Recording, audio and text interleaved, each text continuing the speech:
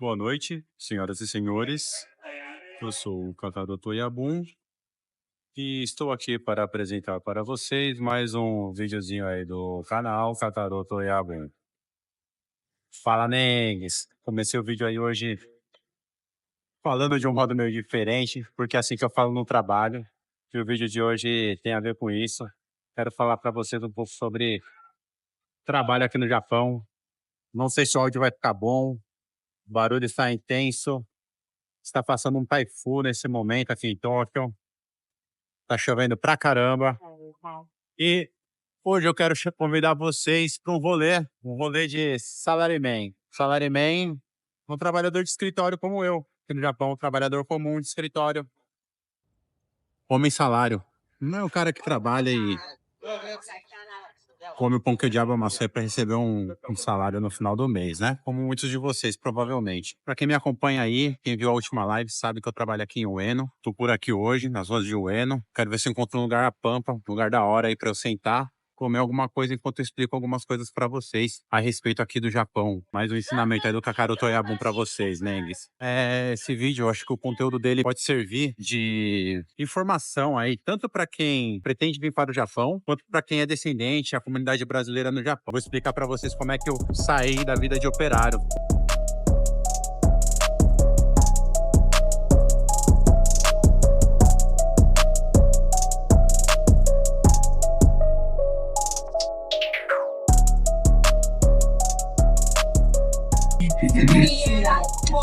Finalmente consegui entrar numa loja aqui.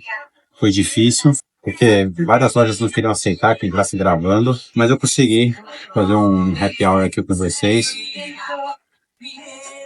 Pessoal, não costumo sair para beber sozinho não, tá? É só para mostrar mesmo para vocês como é que funcionam as coisas aqui. Então, na vida de um trabalhador assalariado de escritório, é muito comum as pessoas terminam o trabalho, se juntam, saem para beber, para socializar, trocar umas ideias, falar sobre o trabalho e outras coisas, para dar uma relaxada também. E eu já tô aqui com minha cerveja, como vocês podem ver. Bom, queria falar hoje para vocês, nesse vídeo, antes de mais nada, queria pedir para vocês curtirem, eu nem manjo direito, mas como o pessoal fala aí, ativar o sininho, me segue aí. Bom, pedir o apoio de vocês, certo? Porque agora eu tô nessa empreitada aí de fazer vídeo. Me segue também no Twitter, se você achar interessante. Estou sempre postando conteúdo sobre o Japão, mostrando minha visão daqui. Diferente de uma visão de turista, uma visão de alguém que mora aqui já há 15 anos. E eu convivi muito tempo com japoneses, então acho que uma experiência um pouco diferente da... Não de todos os brasileiros, tem muitos brasileiros aí que conhecem bastante japoneses também, mas diferente da maioria dos brasileiros que estão no Japão. Queria passar um panorama geral da comunidade brasileira no Japão. Hoje, no Japão, tem cerca de 200 mil brasileiros, é bastante. Se eu não me engano, somos a quinta maior comunidade, quarta ou quinta maior comunidade. E, bom, tem alguns pontos positivos sobre a comunidade brasileira, mas já adianto que, no geral, a minha avaliação é uns 40% positivo e 60% negativo. Vou explicar o porquê. Vai ter brasileiro que mora aqui no Japão que não vai gostar muito do que eu vou falar, mas tenta ouvir numa boa e tenta ouvir assim com uma mente aberta o que eu vou dizer, porque eu acho que eu vou falar alguns fatos de tanto incômodos. Isso aqui é bom, hein? Fígado e moyashi. Muita gente não vai gostar disso aqui, eu gosto. Fígado de galinha. Estou num barzinho aqui, na região de Ueno, que é onde eu trabalho. Trabalho no escritório. Um escritório que tem negócios relacionados a recursos humanos de diversas áreas. Eu cuido de uma divisão nova nesse escritório. Divisão de logística.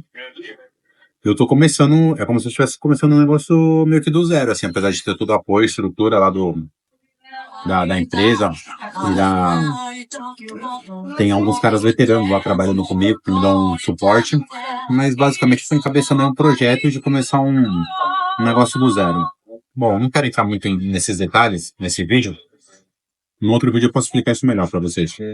Mas hoje eu queria focar mais nesse panorama aí sobre comunidade brasileira no Japão. Como eu falei para vocês, somos 200 mil, cerca de 200 mil, e mais ou menos 70% desses 200 mil são brasileiros operários, com atividade profissional aí como operário de fábrica. Dentro do universo aí de operário de fábrica tem vários tipos de trabalho, tá? Tem trabalhos até razoáveis dentro de fábrica. Motorista de frigorífico, tem trabalhos que são mais leves, tem trabalhos que são mais pesados, é bastante variado esse universo. Mas eu vou fazer alguns apontamentos aqui do porquê. Eu não vou dizer que você tem que escolher esse caminho, mas o porquê que eu escolhi sair da fábrica, tá? Bom, quando eu trabalhava na fábrica, quando eu cheguei no Japão, aliás, uma das coisas que eu percebi rapidamente foi como o brasileiro ele é tratado um pouco assim como uma pessoa um tanto incapaz. Eu lembro que eu fui morar com meu pai logo nos primeiros dias, né? E precisei ir no banco fazer algum trâmite lá. Acho que eu tinha que abrir uma conta, se eu não me engano. Meu pai falou, olha, fica em casa que o Tantocha vai passar aí pra te pegar. Cara, na época, eu nem entendia direito o que era, fiquei esperando o cara lá passar. Minha primeira experiência assim com o Tantocha. Esse cara passou na minha casa, me levou até o banco e abriu a conta comigo. Eu fiquei de cara com aquilo, cara. Comecei a trabalhar cedo, com 13 anos, entendeu? Comecei a ganhar dinheiro cedo. E aquilo ali foi meio que... Pô, pareceu um... Desculpa a palavra, mas assim, eu me senti meio que um bebezão na mão desse cara aí. Foi a primeira experiência que eu tive com Tantocha e ali eu já decidi pra mim que eu não ia usar Tantocha aqui no Japão. Aquilo pra mim não batia, assim, não tava razoável pra mim. Dessa experiência, eu comecei já a buscar minha independência desde cedo aqui no Japão. Isso foi muito bom pra mim. Então, pra você que é brasileiro, que vive aqui no Japão, eu acho que é uma dica que eu dou. Se você quiser ficar dependendo do Tantocha, cada um, mas eu acho que você tem que sempre estar buscando a sua independência, entendeu? Porque isso, lá na frente, vai fazer toda a diferença. O tempo foi se passando, cara, questão de um ano, assim, eu não precisava mais de Tantocha pra nada, basicamente.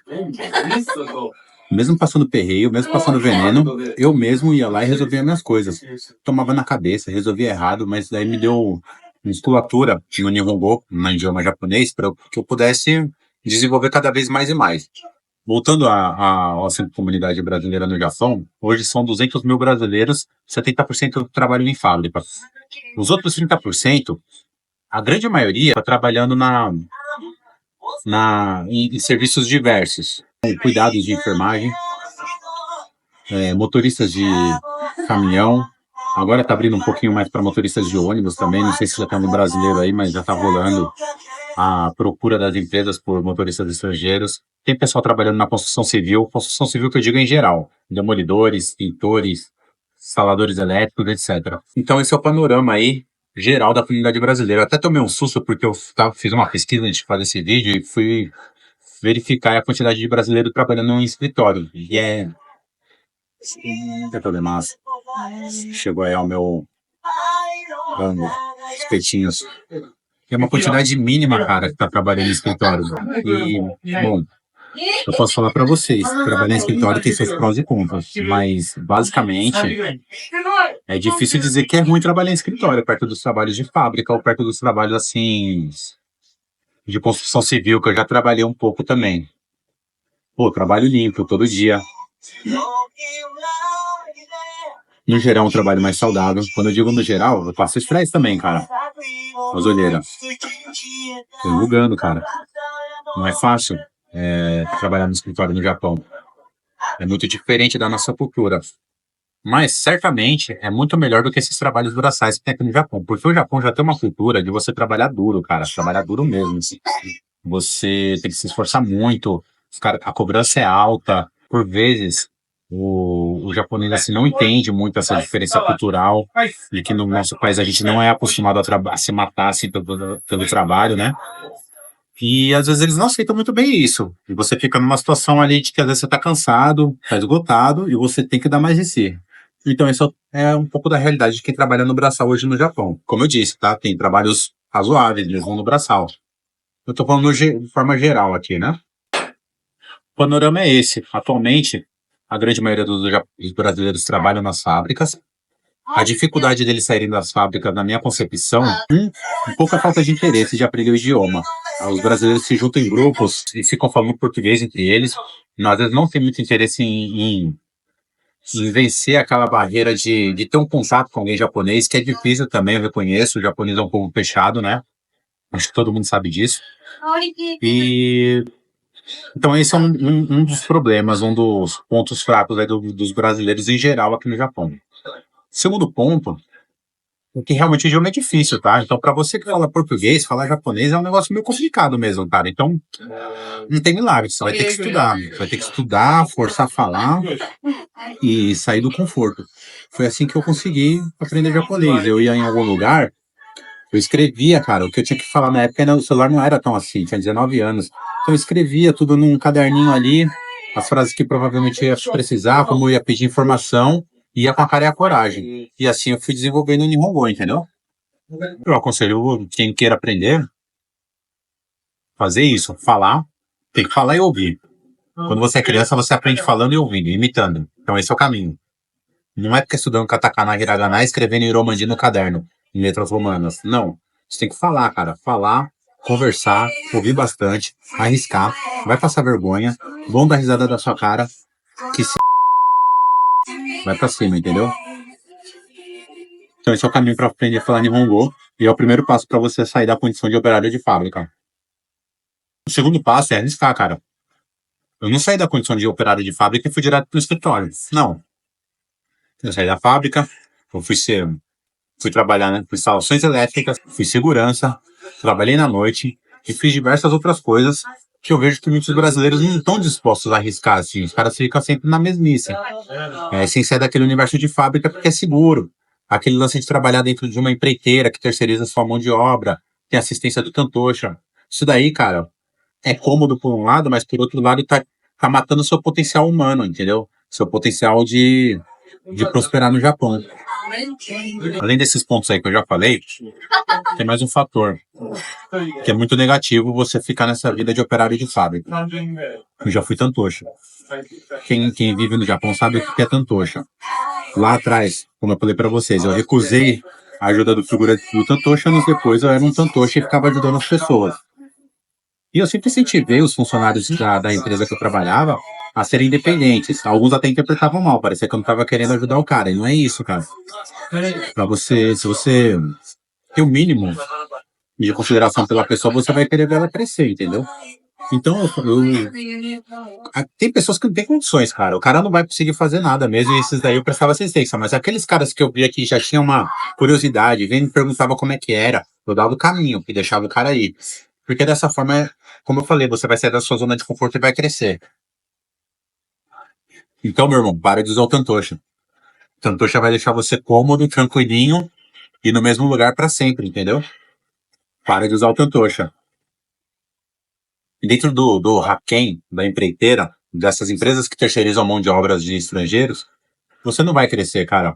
Trabalhei 6 anos numa empresa, eu não vi ninguém ser promovido. Ninguém, tá ligado? Você vai ficar sempre na mesma posição.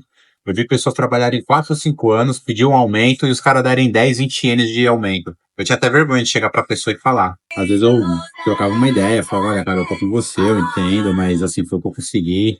E era vergonhoso mesmo. Eles não têm interesse nenhum, cara, que você seja promovido, que você cresça, entendeu? Quanto mais tempo você ficar lá acomodado, eles vão continuar ganhando em cima de você. E as empresas ganham aí, no mínimo, chutando baixo, 500 ienes em cima da sua hora de trabalho. Então vê aí como é que é.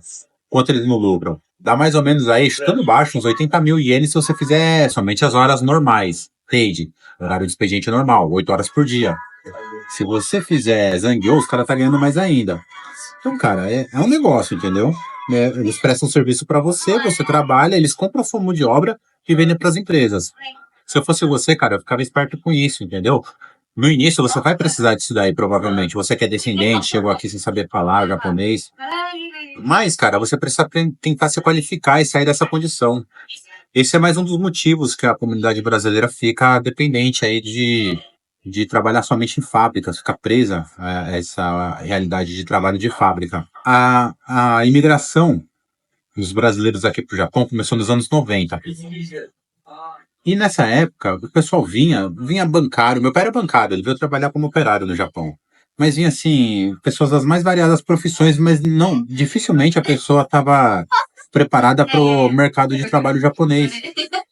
A qualificação dela não era adequada para o mercado de trabalho japonês. Então, ela vinha aqui e tinha que trabalhar na fábrica, não tinha jeito. Era o que tinha.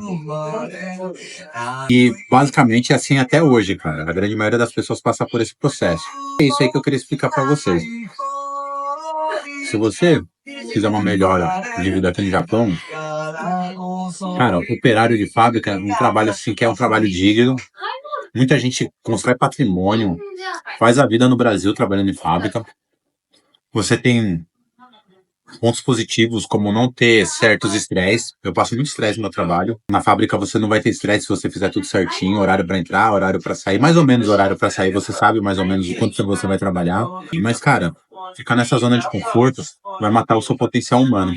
Então, basicamente, eu acho que era isso aí que eu queria falar sobre a comunidade brasileira no Japão. Então, você que é brasileiro que mora no Japão, cara, sei que é difícil, tá? Eu passei por tudo isso aí, passei poucas e boas, eu já fiquei sem grana, já entrei em empresa que não deu certo. Cara, eu fui tantoxa, eu já vi a vida de um monte de gente aí que eu entrevistei. E, enfim, se eu não tivesse passado por tudo isso, por todo esse desconforto, eu não estaria trabalhando onde hoje eu tô. E, cara, eu tô trabalhando numa empresa bem legal, apesar do estresse, como eu falei, da cobrança alta. Olha, eu tô aprendendo pra caramba. Pouco tempo que eu tô lá, já aprendi demais.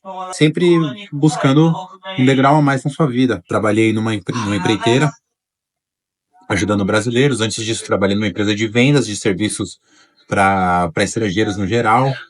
Fui aperfeiçoando meu inglês, fui aperfeiçoando meu japonês, a escrita, a leitura. Sempre preocupado em aumentar meu conhecimento técnico, meu intelecto. E dessa forma eu consegui passar essa fase do. Porque basicamente qualquer um faz um trabalho de operário de fábrica. Algumas empresas vão exigir um pouco mais, que realmente precisa um pouco de comunicação. Mas basicamente, se você tiver duas mãos, cabeça, pernas, e não for um cara assim, muito ignorante, entendeu? Você vai conseguir fazer o trabalho. Então, gente, não me leve a mal essa ideia que eu tô dando. É um assunto delicado. Meu pai era bancário no Brasil, depois foi operário no Japão. Minha mãe era professora no Brasil, depois trabalhou como operária no Japão. Eu estudei tudo, trabalhei como operário. Essa é a realidade do brasileiro. Só que não é porque o jogo é um pouco desfavorável pra gente que você precisa aceitar isso e ficar nessa condição pra sempre, entendeu? Eu sempre falava para os brasileiros que eu atendia na empresa que eu trabalhava: olha, se você não se ligar, cara, daqui 4, 5 anos o seu chefe vai ser um vietnamita, vai ser um chinês que chegou aqui depois de você. E é verdade isso, os asiáticos chegam aqui com. Eles têm uma predisposição para estudar que o brasileiro não tem, o latino em geral não tem. Então, cara, assim, o jogo é esse, não tá fácil pra ninguém. Se você quer ganhar uma grana, ter uma qualidade de vida melhor, aumentar o seu salário, você vai ter que se qualificar. E não necessariamente você precisa ir para um escritório como eu, esse é o caminho que eu fiz. Você tem outros caminhos que você pode seguir. Você pode. Tem caras aí trabalhando como motorista de caminhão, que eu tô agora envolvido com negócio de logística. Tem cara ganhando muita grana, velho, muita grana mesmo. Ganhando mais do que eu no escritório, sendo bem sincero. Tem caras aí que, pouco a pouco, eu vejo a trajetória do cara, 5 anos de Japão, o cara já arrasa no japonês, já saiu da função de operário, já tirou carteira de lift, forklift, né? Forklift, que o pessoal fala aqui, que é empilhadeira. O cara tem várias qualificações e daqui pra frente é só progresso. Então, esse é a mensagem que eu queria deixar pra vocês, cara. Progresso, vai pra frente, vai pra cima. Lembra que você é brasileiro, raçudo e não desiste nunca. Se você ficar confortávelzinho, quietinho no seu canto, é uma opção. Se você gosta disso, beleza. Mas eu recomendaria que você tivesse mais vontade de crescer e fosse pra cima. Demorou? Bom, basicamente é isso daí. São meus primeiros vídeos ainda. Eu acho que eu tô meio. Não tô muito bom ainda em fazer vídeo, certo? Mas agradeço muito quem me segue. Queria pedir pra você deixar um like aí, me seguir nas minhas redes sociais. Eu tenho uma presença mais ativa ali no Twitter, no X, né? Kakaroto Yabun. Acredito que só tem eu, Kakaroto Yabun. A mesma coisa aqui no YouTube. Tem uma conta também no TikTok, mas eu não estou usando muito, mas pretendo cada vez mais tentar produzir conteúdos e trazer informações, conhecimento, cultura, enfim, estilo de vida de um estrangeiro aqui no Japão, certo? Obrigado aí pela atenção de todos vocês. Agora vocês me dão licença que eu vou comer aqui um coraçãozinho no espeto. Abraço, fiquem com Deus.